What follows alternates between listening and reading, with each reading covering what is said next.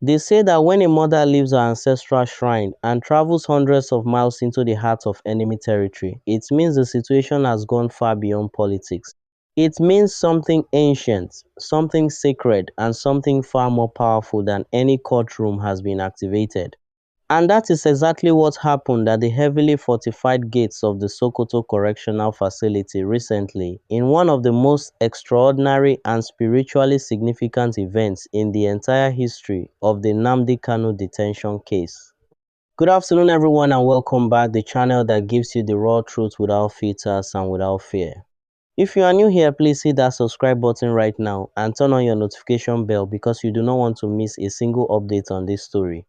A powerful delegation of traditional Igbo priestesses operating under the highly respected umbrella of the titled spiritual mothers of Egoland successfully gained access to visit detained IPOB leader Nnamdi Kanu inside Sokoto prison.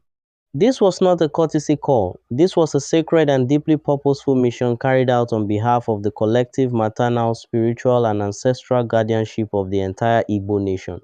Leading this extraordinary spiritual delegation was Chief Mrs. Oyakuchika Iben, a woman of immense cultural and political significance. She holds the incredibly powerful traditional title of Mother of all Igbo Masquerades. As a foremost custodian of ancient Igbo traditions, her involvement brings a level of traditional authority that cannot be ignored by anyone who understands the cultural weight of what that title represents. She was closely accompanied by another highly respected traditional figure, Lolo Ezeani. Together, these women stepped inside the prison walls to extend unwavering solidarity and abiding maternal affection to the detained leader. What happened inside those walls was deeply emotional. The priestesses warmly embraced Kanu as their own cherished son, bringing the comforting warmth of a mother's love directly into the cold and isolated reality of his confinement. Symbolic gifts were personally presented to him.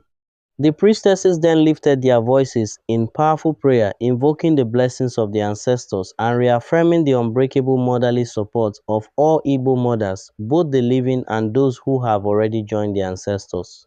But here is where the story becomes even bigger.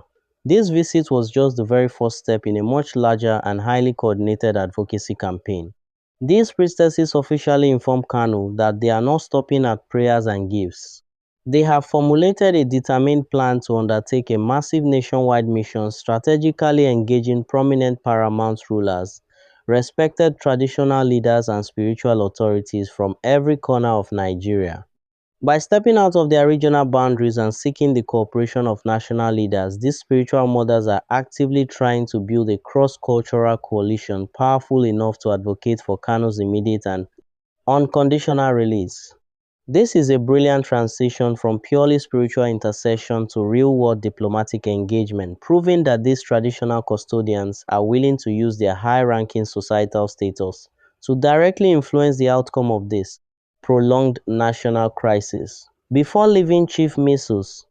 Oyakuchika Iben released a deeply moving public statement, urging all sons and daughters of the land to unite their voices and engage in fervent prayers, not just for Kanu's freedom, but for the continued strength of the mothers. Ongoing intercessions.